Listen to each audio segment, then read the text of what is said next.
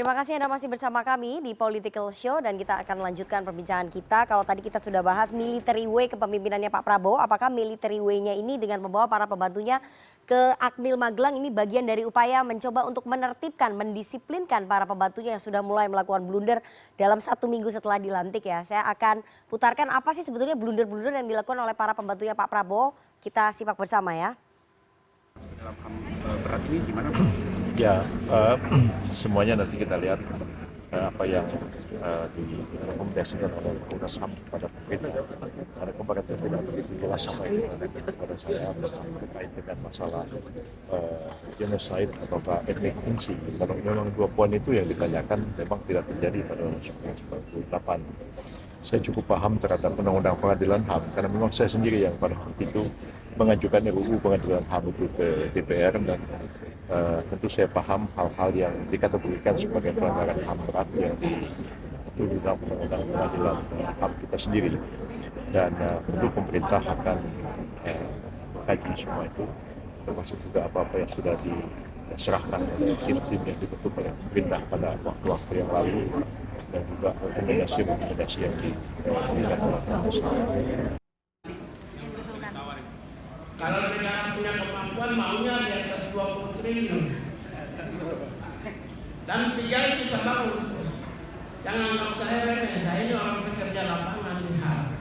Oke Pak. Saya bisa kalau negara punya anggarannya, saya maunya 20 triliun.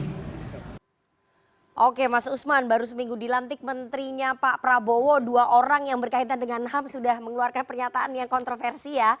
Ini mungkin sebabnya dibawa sama Pak Prabowo supaya tahu nih proses kawah Chandra dibuka di Lebah Tidar gitu ya. Itu tadi Menko Hukum dan HAM Prof Yusril dan juga Menteri HAM Natalius Pigai. Dua-duanya kontroversi di publik sampai memicu reaksi di sosial media. Anda melihatnya bagaimana nih? Ya pertama itu yang tadi saya katakan ya soal bagaimana memecahkan problem-problem yang ada di dalam bangsa ini. Dalam soal hak asasi manusia misalnya. Kita sebenarnya sudah punya kerangka hukum yang jelas. Undang-Undang Hak Asasi Manusia nomor 39 tahun 99 dan Undang-Undang Pengadilan Hak Asasi Manusia nomor 26 tahun 2000. Di sana ada definisi yang disebut sebagai pelanggaran berat HAM itu apa. Nah tampaknya Pak Yusril salah di dalam menyampaikan pernyataan itu. Kesalahan keduanya adalah ya seperti tidak membaca laporan-laporan Komnas HAM terkait dengan peristiwa 98. Ada 3 rangkaian peristiwa pelanggaran HAM. Yang pertama itu rangkaian penculikan dan penghilangan paksa aktivis dari bulan Maret sampai dengan bulan Mei saat terjadi kerusuhan. Itu disimpulkan oleh Komnas HAM sebagai pelanggaran HAM yang berat. Rangkaian yang kedua adalah rangkaian penembakan mahasiswa, termasuk di kampus saya. Kampus di Bogor juga ada, sampai dengan yang di Jogja. Komnas HAM menyimpulkan itu juga merupakan pelanggaran HAM yang berat. Rangkaian yang ketiga adalah kerusuhan di bulan Mei terjadi di Jakarta, di Solo, di Medan, dan lain sebagainya. Itu juga disimpulkan sebagai satu kerusuhan by design yang juga mengarah pada pelanggaran HAM yang berat. Jadi baik secara legal, secara perundang-undangan, Pak Yusril keliru, maupun secara kelembagaan, secara institusional untuk melihat laporan Komnas HAM itu juga keliru. Nah, jadi seminggu awal udah keliru ya, seminggu awal bekerja udah keliru. Mungkin karena beliau guru besar hukum tata negara. Ya nggak semua orang guru besar itu mengerti hak asasi manusia. Kan itu perlu belajar hukum internasional, perlu kemampuan bahasa Inggris yang baik, perlu membaca jurisprudensi putusan-putusan pengadilan internasional. Nah, untuk Pak Pigai itu juga kelihatan nggak membaca rancangan anggaran belanja negara. Mantan komisioner Komnas HAM loh padahal. Iya, tidak menjamin juga orang Komnas HAM paham hak asasi manusia gitu. Jadi kalau kita baca APBN itu kan nggak mungkin ada ruang fiskal misalnya untuk menghasilkan 20 triliun untuk Kementerian HAM. Itu hayalan sebenarnya. Nah, bagaimana agar menteri tidak berhayal tetapi lebih realistis dalam melihat problem-problem real di dalam masyarakat sesuai dengan kerangka perundang-undangan, sesuai dengan kerangka kelembagaan gitu ya. Itu barulah menteri yang bertanggung jawab. Nah, jadi saya khawatir jangan-jangan rencana untuk mendisiplinkan di Akmil itu karena pernyataan-pernyataan yang tidak bertanggung jawab dari sejumlah menteri itu meresahkan publik, meresahkan seorang pemimpin. Artinya Anda melihat bahwa bagian penggemblengan itu adalah untuk menertibkan para pembantunya. Barangkali, saya juga kurang tahu. Tapi kan sebenarnya pendisiplinan itu juga bisa dengan beragam cara ya. Apalagi tadi disebut-sebut kawah Chandra di muka. Kawah Chandra di muka sebenarnya kalau dari cerita pewayangan itu ada di Gunung Jayadipa. Itu tempat di mana salah seorang sosok wayang namanya Wisanggeni itu dibuang oleh seorang dewa yang jahat gitu. Nah, Wisanggeni ini karya pujangga Jawa yang mencerminkan satu sikap-sikap yang unik, yang bahkan tidak umum di dalam masyarakat Jawa yang sangat monolitik gitu ya. Beda dengan sosok-sosok yang lain. Bahkan dari segi bahasa, ia dikenal dengan sosok yang berbahasa ngoko, tidak berbahasa kromo. Dia tidak melihat orang lain dalam hierarki militer, tidak melihat orang lain dalam hierarki usia atau senioritas. Menghormat itu tidak ada dalam tradisi seorang Wisanggeni gitu. Bahkan ia menempatkan seluruh dewa, seluruh Pandawa itu dalam kesetaraan. Yang penting bagi dia adalah kebenaran ditegakkan.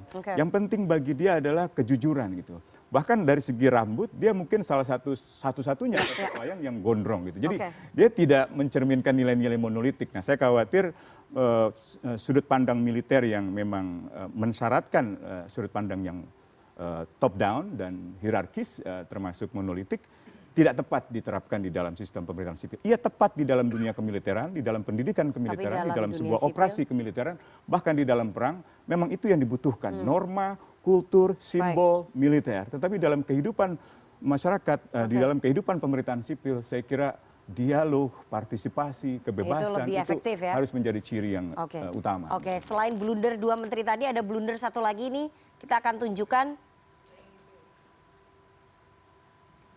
Blunder dari salah satu pembantunya Pak Prabowo ya. Jadi Menteri Desa dan Daerah Tertinggal Republik Indonesia, ini ada kop suratnya dalam memperingati haul almarhum ibunda dari Menteri Desa kepada seluruh kepala desa pondok pesantren kepala desa untuk berkumpul di pondok pesantren. Saya mau ke Prof. Ikrar ya. Prof. Ikrar, ini bentuk penyalahgunaan wewenang nggak yang dilakukan oleh pembantunya Pak Prabowo? Iya. Kenapa untuk kepentingan pribadi? Dia menggunakan kop surat menteri kan, yang dia katakan bahwa tidak sesen pun katanya dia menggunakan anggaran negara. Saya mau nanya sama dia, itu emang yang nyetak kop suratnya siapa? Ya, kemudian di situ ada stempel biru, pakai stempel kantor, itu punya siapa?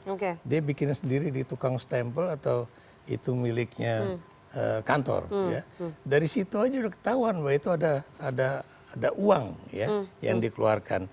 Nah, kemudian menyalahgunakan kop surat itu bukan suatu hal yang main-main ya. Apalagi itu bukan cuma terkait dengan haul ibundanya, tapi ini terkait dengan pencalonan isinya untuk menjadi pejabat kepala daerah ya di Kabupaten Serang.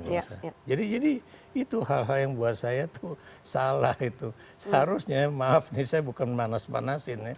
Harusnya kalau Pak Prabowo itu mau menyatakan bahwa dia anti korupsi, dia akan kemudian menindak tegas pembantu-pembantunya yang melakukan satu penyalahgunaan wewenang. Harusnya diambil tindakan duluan. Walaupun itu akan terkena kepada kadernya partainya Mas Bima begitu kan. Jadi Anda melihat bagian dari penertiban di Akmil itu ya yang salah satu yang diterbitkan yang begini-begini nih? Iya, harusnya begini loh, orang tuh harus sadar. Saya sebagai contoh ya, ketika saya jadi duta besar, itu jarang sekali saya pakai kop surat itu kemudian untuk hal-hal yang bersifat pribadi. Dan memang tidak mungkin, kenapa nggak mungkin? Kecuali kalau memang saya berhubungan dengan mahasiswa dalam kaitannya sebagai dubes dengan mahasiswa sebagai warga negara Indonesia di sana, itu memang pakai kop pribadi.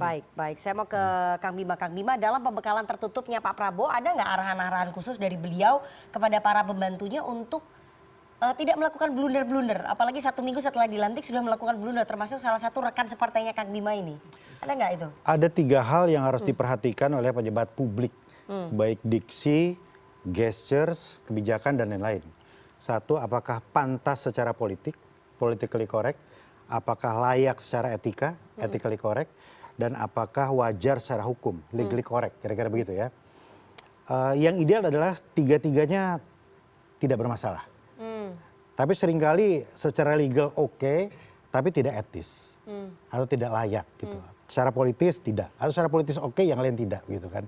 Nah, kami menangkap selama pembekalan itu kita digembleng, digojlok untuk bisa berselancar sehingga kita mampu untuk menjadi pemimpin dengan bersikap layak di 3 ranah tadi. Oke. Ada pernyataan khusus dari Bapak Presiden dan juga disampaikan langsung oleh Seskap ya, bahwa Anda semua, the best and the brightest of Indonesia, itu harus sadar bahwa tidak lagi berbicara atas nama diri sendiri. Tidak lagi representasi personal, tapi mewakili lembaga dan negara. Jadi tolong berhati-hati. Nah, yang tadi disebutkan blunder-blunder tadi, ya saya kira sudah diingatkan dan sudah juga secara langsung mendapatkan teguran begitu ya. Oke. Nah, inilah fungsinya pembekalan dan penyamanan frekuensi tadi. Ya. Itu berarti bagian dari menertibkan Iya, yang blunder-blunder tadi. iya, ya ini adalah fase yang harus dilewati.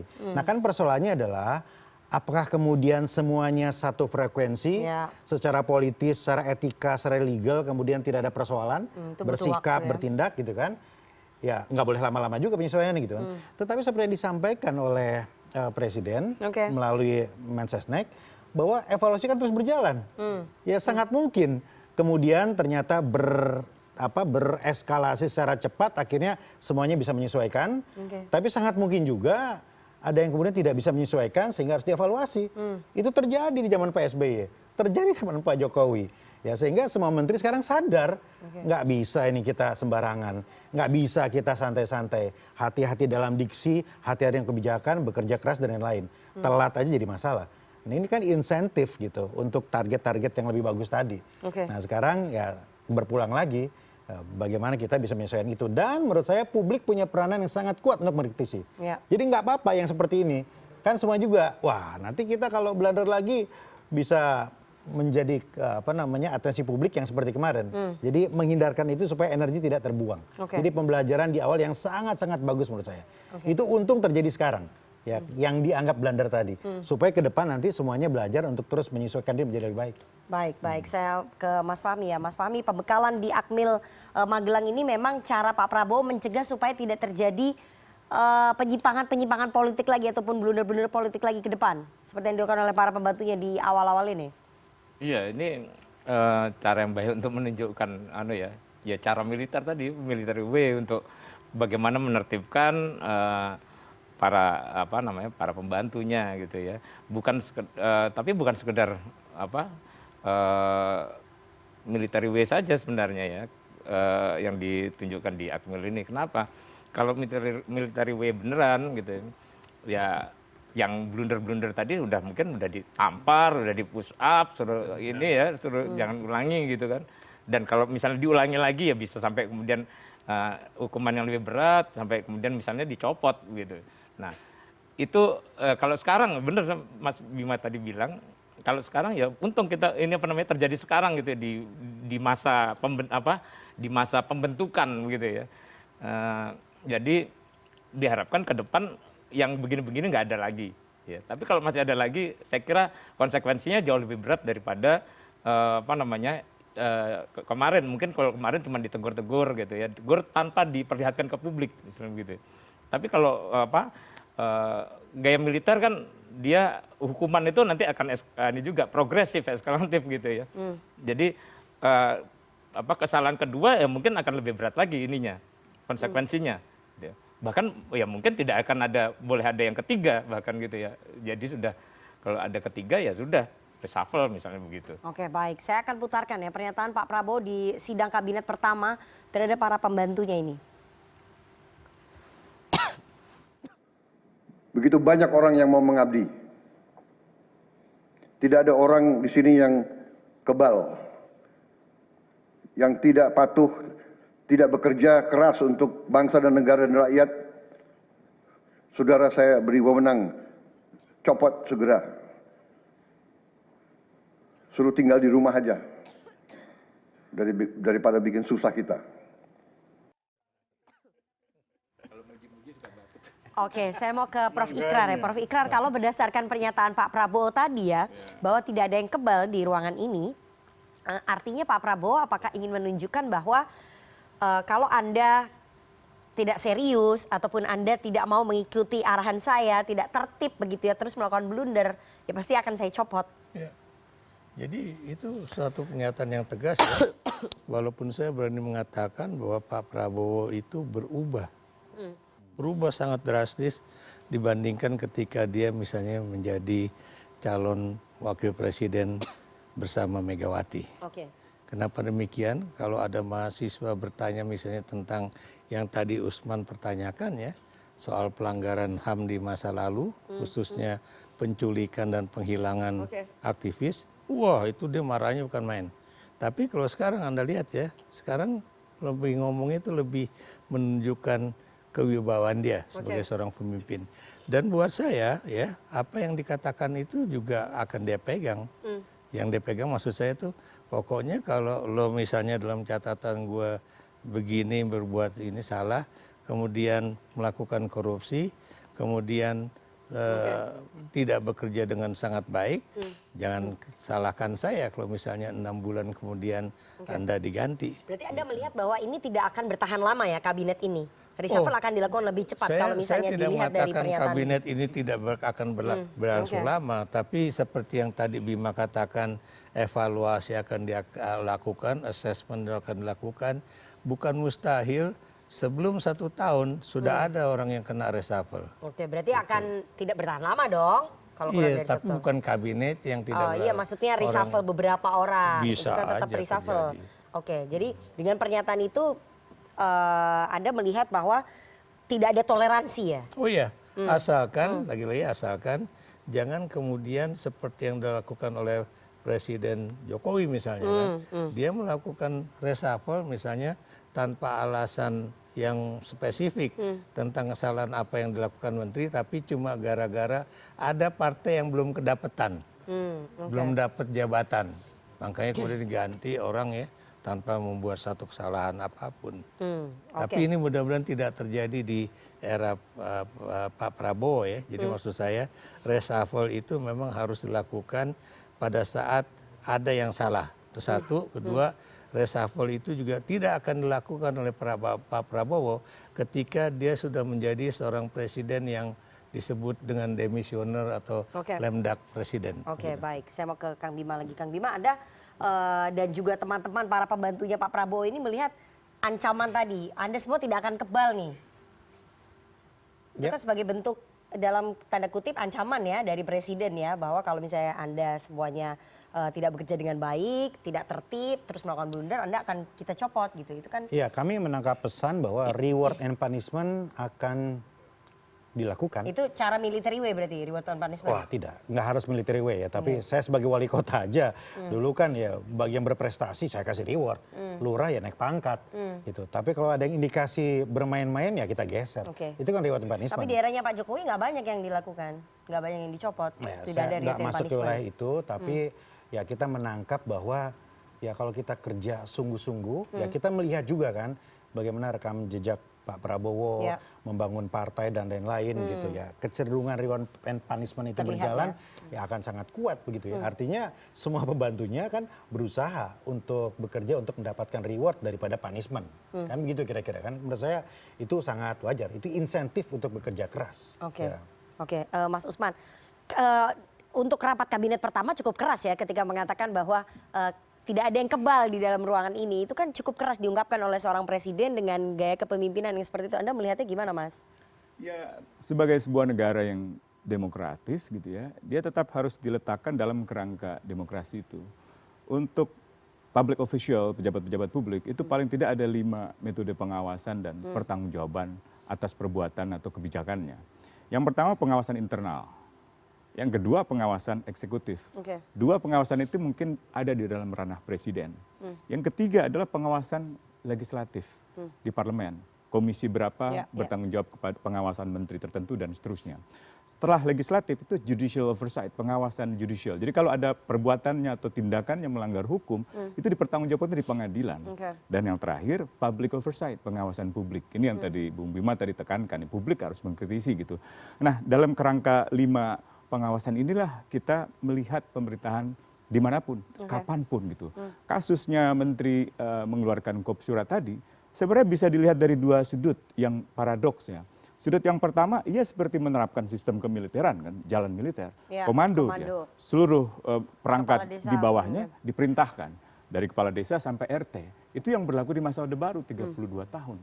Dan akibatnya tidak ada partisipasi dari bawah. Padahal sebagai menteri baru mestinya dia menyerap aspirasi, bertanya kepada perangkat desa sampai dengan perangkat RT apa masalah di tingkat bawah terkait dengan portofolio kementeriannya. Baik. Bukan sebaliknya, apalagi tadi Mas Ikrar jelaskan itu sudah tergolong penyalahgunaan kekuasaan. Tapi itu perspektif yang pertama. Tapi perspektif yang kedua, bisa saja tindakan-tindakan semacam itu dimanfaatkan untuk menyerap aspirasi. Bahkan di dalam dunia kemiliteran yang sangat berbasis komando, seorang komandan juga tidak bisa sewenang-wenang melaksanakan perintah komando, nggak bisa. Superior orders itu selalu ada batas. Bahkan seorang komandan juga harus sadar apakah prajurit di tingkat bawah ramsamnya cukup, logistiknya cukup, tunjangannya cukup, dan seterusnya gitu. Jadi tidak serta-merta sistem militer itu di dalam dunia kemiliteran itu tidak dibutuhkan gitu. Justru di dalam pemerintahan sipil ini bisa blunder, bisa sangat problematik gitu. Contohnya tadi itu contoh konkret betapa hierarki di dalam kemiliteran tidak bisa diterapkan di dalam pemerintahan sipil. Sebaliknya, ya di dalam pemerintahan sipil dia memerlukan dialog. Dia harus bertanya kepada Pak RT, Bu RT, Bu RW, Pak RW, Bu Lurah, Pak Lurah, apa kebutuhan di bawah gitu. Lalu dirumuskan dalam sebuah kebijakan. Kebijakan itulah yang menjadi semacam pedoman. Bukan kata-kata menteri, bukan kata-kata presiden, tapi kebijakan. Kalau presiden, kata-kata konstitusi, kata-kata undang-undang, bukan kata-katanya. Kalau kata-katanya bertentangan dengan konstitusi, tidak boleh dipatuhi. Di dalam pelanggaran HAM berat saja, kalau seorang misalnya prajurit melakukan tindakan, katakanlah pelanggaran hukum, tanggung jawab itu ada pada komandan. Baik itu komando yang memerintahkan, atau tidak memerintahkan tapi tidak mengambil tindakan penghukuman, atau tidak mengambil tindakan apa-apa tapi dia tahu atau punya alasan seharusnya dia tahu, dia bisa dimintai pertanggungjawaban. Jadi saya kira kita harus secara proporsional menempatkan military way itu pada tempatnya. Kalau di dalam pemerintahan sipil, dia tetap diikat oleh democratic way, oleh civilian way. Seorang Prabowo itu dipilih secara demokratis melalui pemilihan umum. Dia bertanggung jawab kepada masyarakat gitu. Nah itu yang saya kira harus dipikirkan kalau sampai ke depan ada wacana penghapusan hak pemilihan langsung, itu bisa berbahaya, itu bisa mengkhianati kedaulatan rakyat. Gitu. Kalau kata Kang Bima tadi terlalu jauh, itu hanya betul style sekali. of leadership aja. Iya, baru seminggu aja kita udah lihat blunder-blunder itu. Kan. Makanya kita harus prediksi sejauh mungkin. Kemungkinan-kemungkinan kita harus optimis, yang bisa terjadi tetap gitu. berpikiran positif kalau menurut Kang Bima. Optimis ya, boleh tapi harus rasional. Tetap harus waspada harus ya. Rasional, harus healthy skeptics kalau saya. Gitu. Baik. Bagaimana teman-teman mahasiswa, teman-teman muda melihat military way kepemimpinan presiden baru kita? Kita harus jeda terlebih dahulu, jangan kemana-mana, tetap bersama kami di Political Show.